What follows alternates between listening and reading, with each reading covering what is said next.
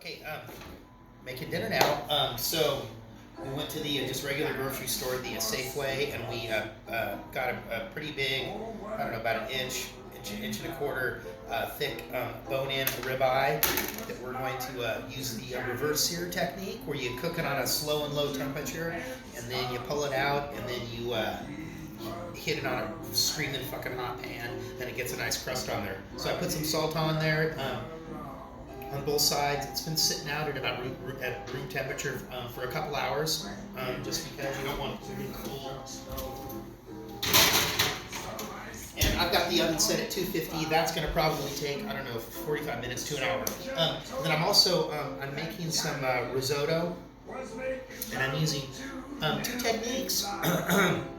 One is just where you just make the regular risotto, and then the other is where I saw a gal that was doing a risotto that didn't even have the arborio rice. One of those things I hate, where they're calling something whatever it isn't really. But she had used just root vegetables and used the same cooking technique you'd use with the risotto, just slowly adding the liquid to it. So I'm going to do something very similar. I have a quarter of a cup of risotto, about a half an onion, visual cue there. I don't know, that's maybe about a half a cup of parsnip, about a half a cup of red potato, a yam, sweet potato, whatever, about a half a cup of carrot, and I'm going to cook those while I cook the risotto. And it's pretty cool because you get the starches from the potato and the parsnip, and they make it a little creamier. So we're just gonna let those onions soften up. There's that delicious Honolulu cocktail number 1. We're gonna let these onions soften up a little bit, and I have some stock. No, not homemade. We don't have homemade stock down here, just out of the carton. Because you want to add a warm stock to your risotto mixture. Where is it? That's what we use. That's the one.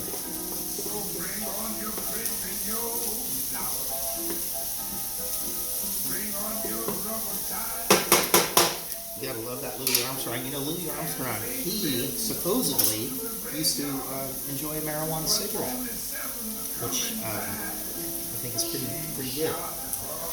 Okay, that's like that. I'm going to toss in the risotto.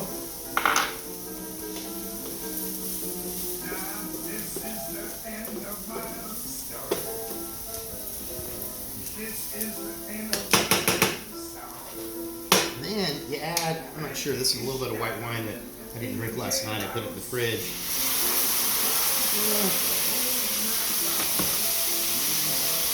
Let me get a little bit more.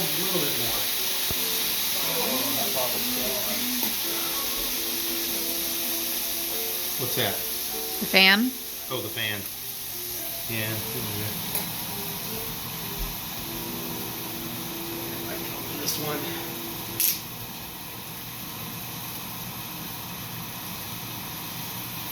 There we go. I guess, yeah, about half a cup of white wine. Then I'm going to let that, is going to get all cooked out.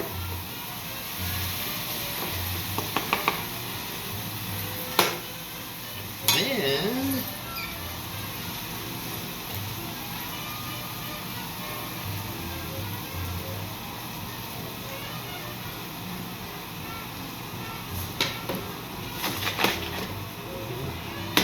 there we go, nice.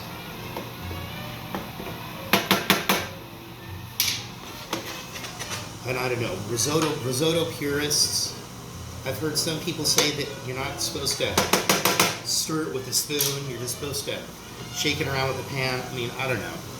But I do know you gotta put the hot stock in there.